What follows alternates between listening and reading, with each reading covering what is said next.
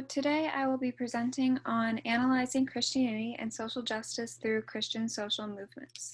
So you may be wondering, why am I making you listen to a talk about economics and religion on your lovely Friday afternoon? And it's because this is actually a portion of my thesis in economics, but also I was drawn to this topic because it's something that I strongly identify with, but at the same time see missing from the political conversation today. When we talk about Christianity's role in politics, we tend to see it aligning with the evangelical right. And we even see conservative media commentators, specifically someone like Bill O'Reilly, referring to the role of Christians in politics as cultural warriors, that they're supposed to protect issues of, say, abortion or homosexuality, but anyone who has concerns about social or economic justice are secular progressives. Glenn Beck, another conservative media commentator, supports O'Reilly, suggesting that concern for social and economic justice cannot derive from religious belief, that the two don't overlap. At the same time, my thesis' whole role is I'm pulling out a history of these three huge social movements that argue that religion does have an issue with economic justice and should pursue economic justice policies. So when we look at then what they're pursuing, we first have to talk about what is economic justice. So economic justice in sum is, how do we view poverty? Is it deserved? Is it inevitable? Is it something we all must be concerned about?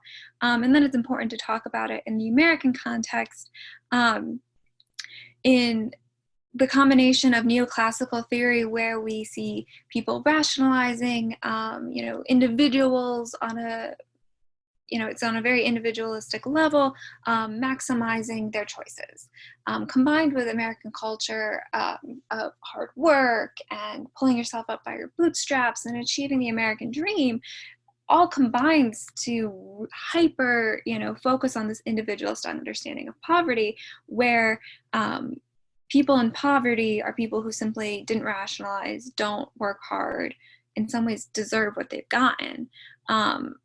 This doesn't mean that there's not room for people to make mistakes, that, oh, well, this person is a hard worker, but they got sick, or this crisis happened.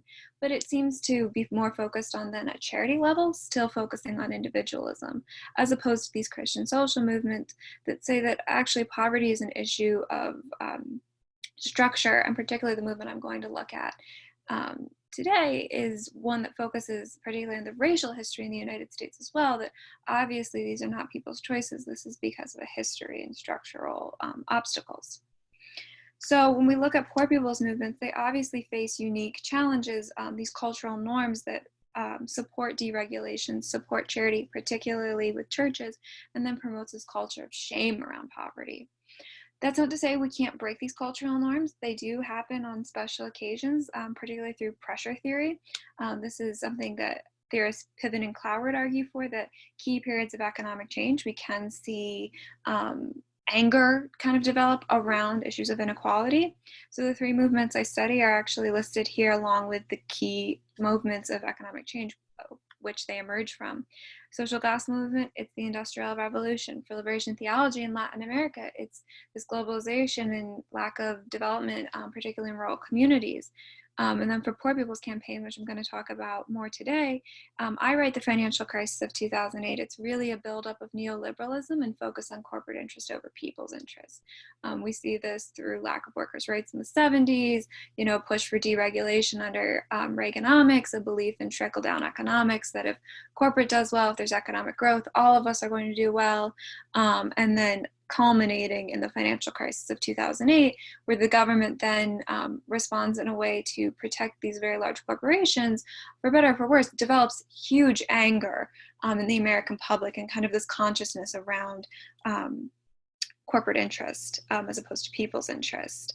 And then the movement itself emerges from this and then develops a lot of discourse and text to build consciousness after the movement, to kind of maintain this anger, to educate, to build up the movement on a very grassroots level. William J. Barber is kind of the leader of this movement, along with Repairers of the Breach, and produces the text that I've listed after his name.